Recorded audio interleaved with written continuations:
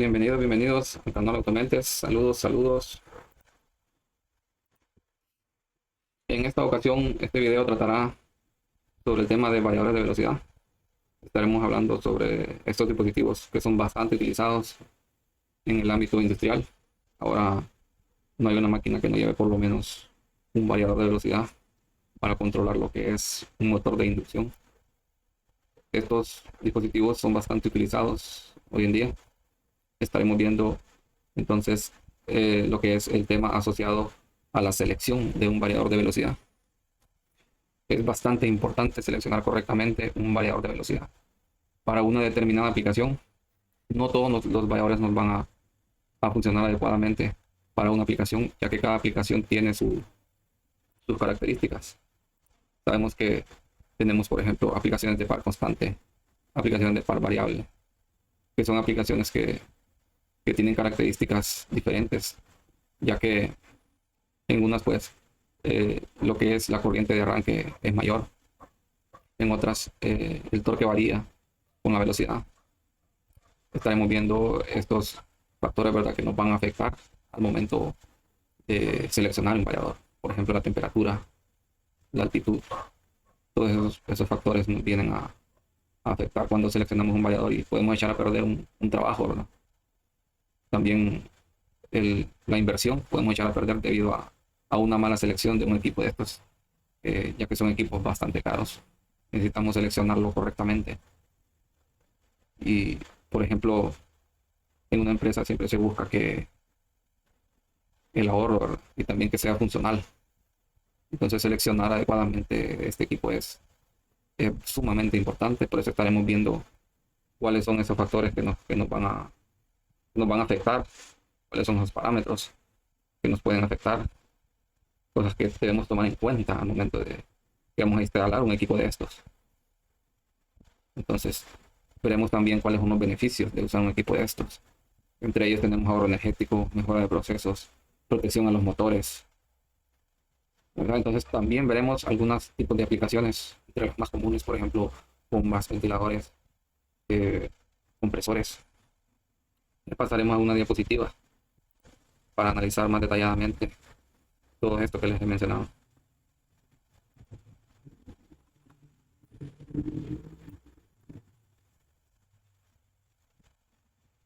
Bueno, tenemos en esta diapositiva, nos dice la teoría, nos menciona de ciertos puntos que debemos tomar en cuenta a la hora de dimensionar un variador de frecuencia para un motor de inducción.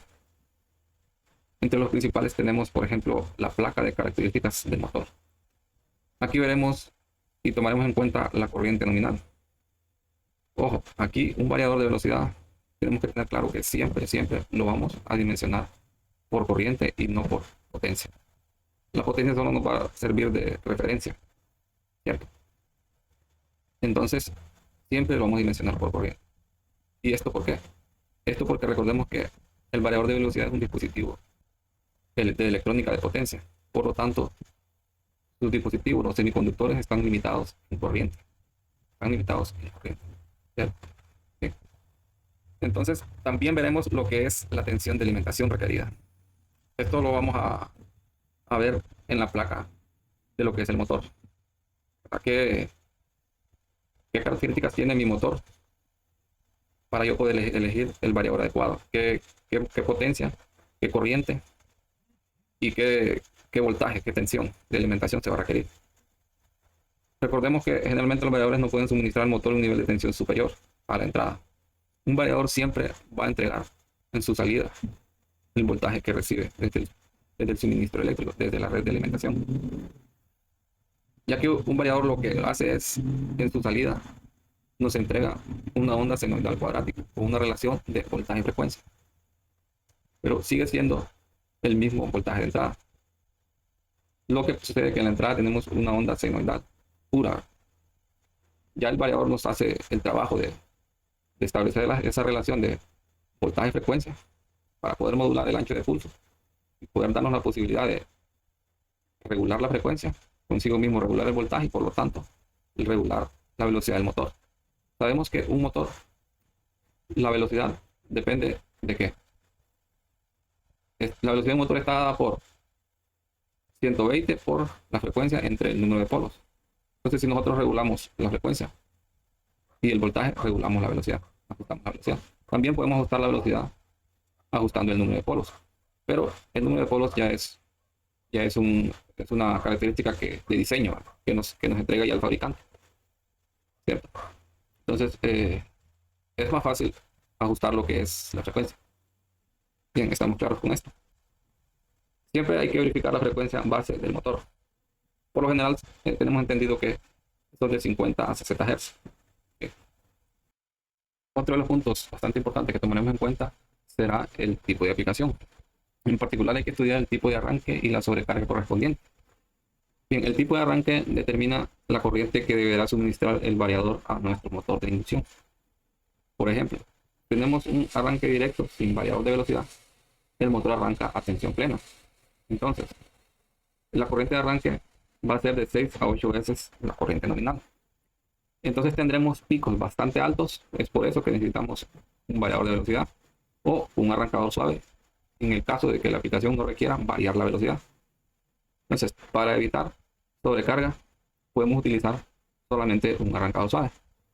Pero si necesitamos regular la velocidad, ya que un arrancador suave solamente nos permite un arranque suave, ¿verdad? Entonces, reducir esos picos de arranque no nos permite poder regular la velocidad. Entonces, un arranque con variador nos limita la corriente a un porcentaje de la corriente nominal. Entonces, también nos da la posibilidad de una rampa de aceleración que controla la aceleración del motor y la corriente máxima durante el arranque. La mayoría de variadores nos permiten un porcentaje de sobrecarga del 150%. Así que es posible que se tenga que aumentar una talla o dos para permitir que circule más corriente durante el arranque o en transitorios puntuales. Bien. Entonces, por lo general, la mayoría de variadores nos permiten este porcentaje de sobrecarga. Pero hay variadores ya dedicados que nos permiten un porcentaje de sobrecarga de 180%. Son variadores ya hechos, ¿verdad? Dimensionados para lo que es trabajo pesado. Nos permiten, para una aplicación de trabajo pesado, nos permiten esta porcentaje de sobrecarga de 180% a un tiempo de 30 segundos.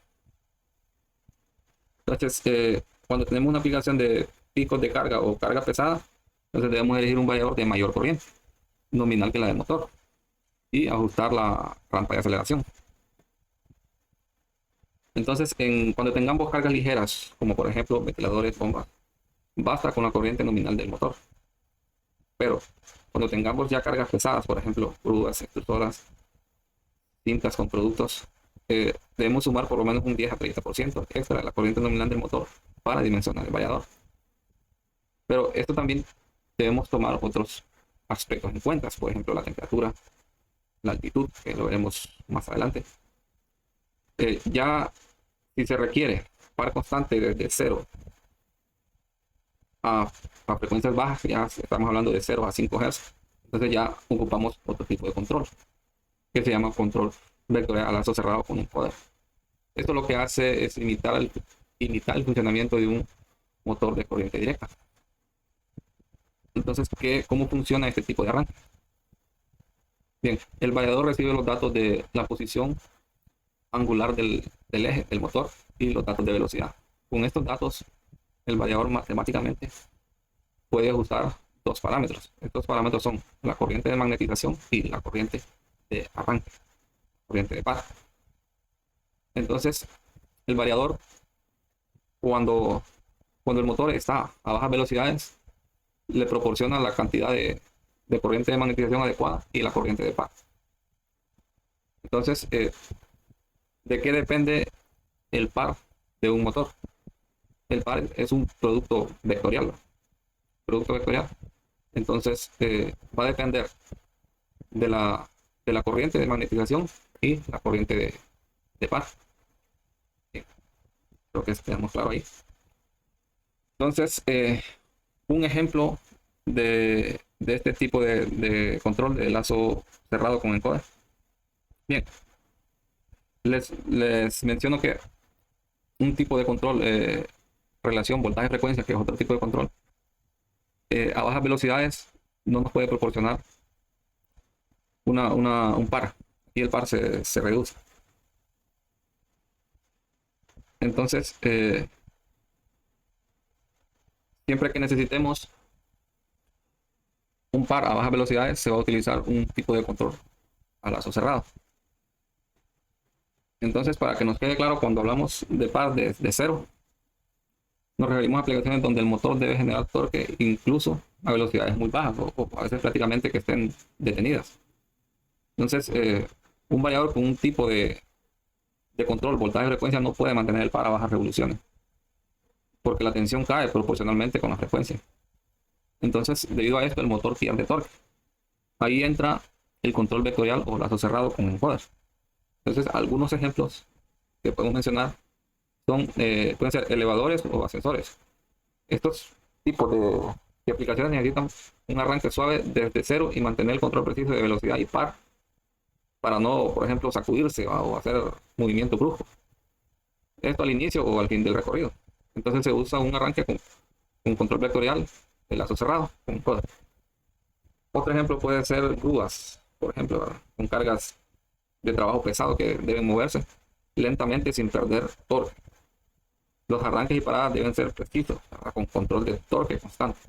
Estos pueden ser algunos ejemplos de este tipo de control. Entonces, si la aplicación necesita par nominal desde el arranque, se debe usar un control de lazo cerrado. Y si solo necesitas variables sin par constante a bajas revoluciones, entonces un control voltaje-frecuencia. También hay un tipo de control a lazo abierto, ¿verdad? Donde el variador asume, por ejemplo, asume los parámetros de corriente de magnetización y la corriente de par que le suministra al motor, los asume por sí mismo, ¿verdad? Entonces, pero aquí es necesario que nosotros hagamos algo llamado autotuning, que es un procedimiento que el variador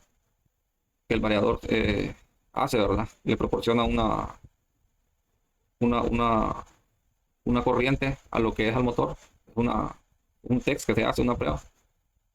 Pero eso debemos hacerlo nosotros, ¿verdad? Ingresar los parámetros de placa del motor y hacerle el procedimiento de autotuning. Entonces el variador le proporciona una corriente y un voltaje y con estos parámetros el variador lo que hace es calcular por sí mismo cuánta corriente de magnetización y cuánta corriente de par le va a suministrar a lo que es el motor. Pero es importante que en este tipo de arranque, pues este tipo de control, perdón, nosotros hagamos lo que es el autotune y ingresemos correctamente los valores de placa del motor. Luego tenemos lo que es el tipo de aplicación, perdón, el tipo de motor. Entonces, en general, los variadores controlan motores trifásicos. Son los motores más comunes en la industria, por ser económicos también. Y también por su bajo costo de mantenimiento. Son los que mayormente veremos, ¿verdad? Pero también los variadores pueden controlar ya motores PM, que son imán permanente, y motores de reluctancia. Pero aquí nosotros solamente analizaremos lo que son motores de inducción trifásica. Bien, espero que nos haya quedado claro hasta ahí. Veremos entonces lo que son las conexiones. Conexión en estrella o conexión en triángulo. Bien, entonces de esto depende lo que es el voltaje que le va a suministrar el variador al motor. Siempre es importante que nosotros verifiquemos la conexión que tiene nuestro motor. En este caso tenemos una placa de datos. Podemos observar una placa de datos de un motor de inducción estándar, ¿verdad? Su norma de construcción es IEC. Su frecuencia es de 50 Hz. Siempre que tengamos un motor de 6 terminales, su conexión en estrella para alto voltaje está en 400 voltios. Puede ser de 380 a 400, si lo podemos ver. Luego tenemos la conexión en triángulo, es para 230 voltios. Estos son los voltajes y corrientes de operación de nuestro motor. Y tenemos la potencia. Ojo, aquí un punto importante: la potencia que vemos en la placa de un motor no es potencia eléctrica, es potencia mecánica. es la potencia que nos va a entregar el eje. Bien, entonces la potencia eléctrica es la que recibimos de la red de suministro eléctrico, para que tengamos claro eso. Entonces, en un motor de 6 terminales, un motor convencional, tendremos en la alimentación triángulo un voltaje de 220 voltios trifásicos y en estrella 380 voltios trifásicos. A este se le suele llamar voltaje bajo y voltaje alto. Entonces siempre debemos de verificar eso.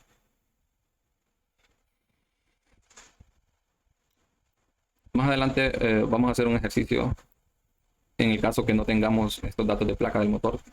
Vamos a ver unas técnicas importantes ahí, unos procedimientos importantes para poder determinar, ¿verdad?, los datos de placa del motor, porque a veces nos encontramos en campo, en la industria, que no tenemos los datos de placa porque ya se han borrado con el tiempo, ¿verdad?